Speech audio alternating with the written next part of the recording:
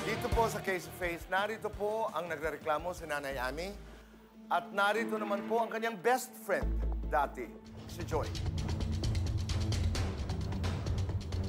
Ate Pia, Nanay Ami at si Joy.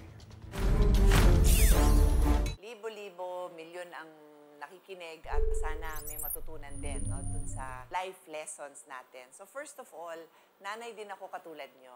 Nay Ami, meron din akong anak na hindi sa akin nanggaling. Hindi ako ang nagbigay buhay sa kanya, pero anak ko siya, walang pinagkaiba dun sa iba kong anak. So yung naririnig ko sa'yo na pagmamahal mo dun sa anak mo, ramdam ko yun.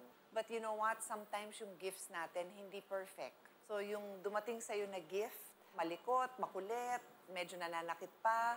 Hindi talaga lahat ng bata mabait. Sa logic lang bata, hindi man katanggap-tanggap yung action nila, kadalasan yan may dahilan kung ba't nang ganon. And nagustuhan ko yung sinabi mo na hindi mo naman style na mag-sermon o manakit ng hindi mo anak. Opo. Basta hindi ikaw ang magdidisiplina sa anak ng ibang tao. And ako, naniniwala ako doon. Kasi iba-iba ang style of parenting, right? Talagang ang job natin, sinabi sa batas na kung ikaw ang magulang, ikaw ang may responsibilidad sa bata na yon. So ikaw talaga magdi-decide kung ang disiplina mo sa batang yan ay papangaralan mo, matyaga ka. Pag nandun yung nanay, normally, pag magkaibigan naman kayo, kanya-kanyang sermon na ng anak yon. Ngayon, syempre, pag napalapit ka na rin doon sa anak ng kaibigan mo, minsan naman, sa sobrang lapit mo doon, parang anak mo na rin, napapagsabihan mo na rin. Hindi natin karapatan na magdisiplina ng ibang bata. Nasa batas yan, Kuya Boy, Yung parental authority mo is sa sarili mong bata. Walang sinabi sa batas na may parental authority ka doon sa anak ng kapitbahay mo o sa anak ng best friend. Clear yon sa mga nakikinig sa atin, anak mo lang. It doesn't mean naman na kung magkakasakitan na, hindi ka magpipigil. Iba naman yon. Karapatan naman natin bilang isang adult, siguraduhin na yung mga bata safe. So, yung nangyari sa kaso nyo, bago nangyari yung incidenting yon, masaya mga anak niyong naglalaro, masaya din kayo, no? Opo. At nag-aaway din naman, dati pa, tulad Opo. lang naman ng iba-ibang bata. Bata lang. Bakit nagkaiba dito sa isang incidenting na tuluyan? Ako'y naamin ko naman po talaga yon, Ate Pia. Sa inis ko na rin, kaibigan ko rin, pinakilala ko rin sa kanya. Ngayon, nagtataka ako, bakit parang mas nagdidirekta na sa kanya ako, parang iniit sa puwera. Doon na, Nung parang iba. nagselos na ako doon. Ah, Pati Hindi ko po alam na gano'n na pala. gaano na ako dahil hindi naman niya makikilala yung tao kung hindi May sa halong akin. selos na Ate Pia. Oh, bilang mga magulang, kailangan ihiwalay natin ang personal natin sa Yun lang ikabubuti po. ng mga bata. Thank you, inamin mo. Opo. Umaamin siya sa'yo na Ramdam ganun ko naman pala yun, yung Ate Pia, selos. Ikaw naman. Ramdam ko naman yun. Ba't ka pa kasi may ibang kaibigan? Siyempre, ganun na lang yung love niya sa'yo, tapos talaga, nang barkada ka ng totoo lang. iba. So may kasama palang ganon. Pero ang sabi niya, masakit ang loob niya dahil nga may nasabi ka. hindi po ako ang nagsalita noon. Sino? Yung asawa ko, hindi po ako. Anong salita ho yun, Nay? Yung pinalaki yung bata para hindi saktan ng iba. Tama naman na yung asawa. Asawa ko O eh, po. ikaw naman, anong Ako. nasabi mo ba sa kanya, naku, huwag mo nang pansinin, ha? Huwag mo nang pansinin. Yun nga po. Sana bilang mag-best friend, ginanon mo na lang na, naku, pansinin niya. Eh, Ay, hindi po. Ang Mainit ginawa ang niya ulo. pa, sumagot siya. Ang arte mo, kahit malaki ka, lalawanan kita. Sumagot Totoo pa siya yun. ng ganun. Nung nasaktan nung anak niya, yung anak ko, doon nag-umpisa yung alitan na talaga namin eh. Kasi hindi ko rin alam nakita yung pangyayari. Ang nakita niya, yung sinaktan yung anak niya ng anak ko Yun. dahil gumante. Totoo yun. Pero Tinutok nangyari yan daw. the next day, di ba? Dahil yung Sabi mo unang nga, the pagkasakitan, umuwi. Hindi kayo Oo, nagpang-abot. hindi kami Opo. nagpang-abot Tama? noon. Kasi Kasi na yun, araw. nagsalita na nga ng gano'n na hindi ko pinalaki yan para saktan lang ng ibang tao. Siyempre, ang sa akin, kaibigan mo kung bakit makakarinig ako ng gano'ng salita sa'yo. Yeah, of course. Diba? Expected mo sa isa't isa. Sana sinabi na lang niya mauna sa kayo akin. na, naku, ito Oo, naman tama mga anak, na yan. ito naman mga bata anak yan. natin. Oo, yun ang inaano ko. Sa sobrang kakulitan nga, you really need na nandun yung village mo na laging nagpapangaral para dumikit To sa help. utak niya na, bawal pala to. Tsaka sasabihin ng paulit-ulit na with love. Talagang, kung hindi mo kilalang may sakit, may pagkasalbahe. Kasi hindi nila maintindihan, baka na-overwhelm sa mga pangyayari. Maraming ganon. So I'm glad na meron kang nakonsultang doktor. That's really admirable. So like any other family or friends, nakapagbitaw kayo ng mga salitang masasakit. Ako, kakagating ko muna ang labi ko bago ako magsalita, bago ako makapag-text ng hindi maganda sa mga mahal ko sa buhay. Kasi pag ako nate-text o nasasalita ng gano'n, ang hirap kong kalimutan. Ang sakit. Ang sakit. Hindi ko maisip na, mahal mo ko, tapos nakapag-text ka sa akin ng ganyan, o nakapagsalita ka ng ganyan. So, yun yung nakita kong nangyari sa inyo. So, gusto nyo bang gamitin ang pagkakataon na ito na magsabi sa isa't isa kung nakapagbitaw man kayo ng salitang gusto nyong bawiin? Ilang taong kami naging magkaibigan. Away lang ng mga bata, magbibitaw ng ganung salita. Baga sa halos na nga po lahat ng sikreto namin, nasabi na namin sa isa't isa. Tapos sa isang iglap, ganun lang. Yun na nga eh. Hindi ko kalain siya pa magsasalita sa akin ng ganun. Kayo naman ang mas may edad. Nakapagsalita yung asawa mo, hindi ikaw. Narinig niya din ba sa'yo na wala yun na huwag mong pansinin yan? Wala, hindi niya sinabi. Ang sinabi pa niya, ang arte mo.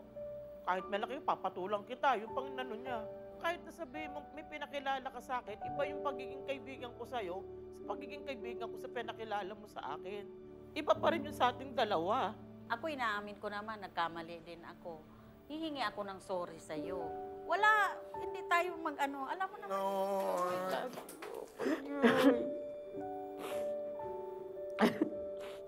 Tama. Ay, tama na. Yung sa age gap nyo nga, parang anak mo na rin siya, di ba? Opo. Parang magnanay na kayo. Ang sarap nga sa buhay ng ganun eh. Tawag nga nila sa amin, paglalabas, o ayun na yung mag-best friend. Oh, di Ganun ba? nga. Tapos sa pag-aaway lang ng mga bata, ganun ang ano mo. Sa akin, sana sinabi mo lang, hayaan mo na enjoy, mga bata Oo. lang yan eh. Lahat naman nagkakamali. Nag-sorry, tinanggap mo. Ngayon naman sa telebisyon na siya nag-sorry. Buong Pilipinas nang nakarinig. Anyway, kasi kami ni Kuya Alan at ni Kuya Boy, talagang ang gusto namin is financial independence, financial security ninyo. So kung makakatulong kami magpundar ng startup nyo, yung para makaumpisa kayo ng negosyo, ready kami. Pwede namin kayong tulungan magpundar. Kasi alam ko as a mother, iniisip mo yung future din ng anak mo at may edad ka na at may sakit ka pa. Siguro mahirap mag-start kasi yung pera mo napupunta sa gamot. So, Well, yun ang opo. gusto naming iregalo nga sa inyo. Kinukulang Pwede pa. naman pong magtulungan Teka na lang, lang. Mag-sumasyon kayo. Oo, magbigay kayo ng business plan. Simple lang. Hindi komplikado yung kumbaga ganito. Ano ang aking talent? Magluto. Okay, Luto sige. ko talaga siya. O, yun, talent. Tapos ikaw ba maglalako? Ikaw ba ang tutulong lang sa kusina? Kung ano man. Alam ko minsan kung ba't nakapagsalita ka ng ganyan. Dahil syempre pag stress ka, Kuya Boy, pag nabawasan yung pressure mo sa pera, okay na kami sa bahay, may pangkain kami, buhay namin, tas yung sa gamot, naiipon na. Gagaang din ang loob mo, tas may best friend ka pang ganyan. Da. Yun. So, ang daming mga nanay na nangangailangan ng best friend. Ang hirap maging nanay. Nako. So, tayo mga nanay, we have to help each other. And I'm so happy na nagkabalikan kayo. And then, ang pasensya ay magmumula din sa inyo. Pag alam mo nang mainit ang ulo, bigayan kayo. May legal akong gustong idagdag para maintindihan din ng mga magulang. Meron tayong concept in the law that is called vicarious liability. Ang ibig sabihin nun, hindi ikaw ang nakasakit. You are not the one who caused damage. Pero yung nasa under mo ang nakagawa, therefore, ikaw ang magbabayad. Kaya ngayon, ang request ko sa'yo, Joy, as the best friend of Amy, tutulungan nyo din yung anak niya na makaiwas. Kasi kung may tendency ba sa kakulitan lang, baka mamaya makasakit ng ibang bata, then tulungan nating makaiwas sa ganon. Kasi pag meron niyang damage na nagawa, perwisyo pa ngayon ng magulang na hindi mo namang gustong manakit, mamaya mapagsalitaan pa ng ibang tao ng masakit, edi ano ka pa. Pero ang ayoko mangyari is pupunta pa kayo sa barangay or sa huwes dahil nakasakit ng iba. Kasi under the law, yung vicarious liability means magbabayad yung Magulang. And sa mga parents, wala namang problemang maglaro yung mga bata, be safe and all. Kaya lang, minsan, nakakasira ng gamit ng ibang tao. magulang ang sasagot nun. Okay? Okay. Opo. And then yung sa anak mo lang, kung gusto mo lang na ipa-second opinion natin, marami kasing ibang therapy na pwedeng gawin sa bata, hindi lang naman gamot. Hindi ho ako doktor, kaya hindi ko pwedeng pakialaman kung ano ang naging diagnosis. Pero dito, once na pumunta ka dito, ang gusto nating approach, kalahatan. Hindi lang sa anak mo, pero pati sa'yo ha, yung medical assistance, nakakatulong naman Ayun. din kami dyan. Ay, Maraming salamat. Salamat po.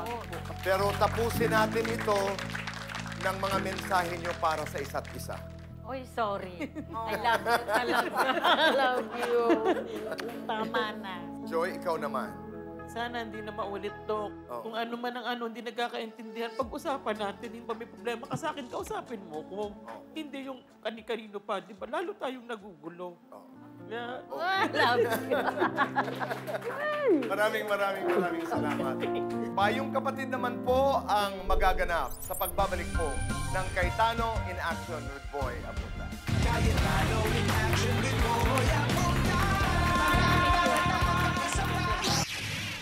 Nang makatanggap ng payo mula kay Ate Pia, napagtanto ni na Ami at Joy na mas mahalaga ang kanilang pagkakaibigan kaysa sa mga alitan. Ang tumatak sa isip ko, ang sinabi ni Ate Pia na kung pwede, magbati na dahil lalo ako, may edad na ako at saka mag-best friend kami. Kalimutan na kung mga ano man ang nangyari. Total, bata naman yung nag-away, hindi naman kayo anyang dalawa. Bukod sa natanggap nilang medical assistance para sa pagpapatingin ng anak ni Ami sa ospital, nakuha na rin nila Joy at Ami mula sa Cayetano in Action with Boy Abunda ang puhunan para sa kanilang negosyong lutong bahay na ngayon ay pinagtutulungan nila bilang magkasosyo. Nagpapasalamat po kami ng maraming na hindi po namin inaasahan talaga na kami mapapansin kami, mabibigyan kami Ng hanap buhay. pangkabuhayan ng ganito. kaya maraming pong salamat kay Ate Pia at saka kay Kuya Alan sa binigay po sa aming tulong. Ang laking tulong po talaga. Ayun, nagkaroon kami ng hanap buhay, nagkasundo pa ulit kami. Hangad ng Cayetano in Action with Boy Abunda ang tagumpay ni na Ami at Joy at ang patuloy nilang pagtutulungan para sa kanilang pamilya.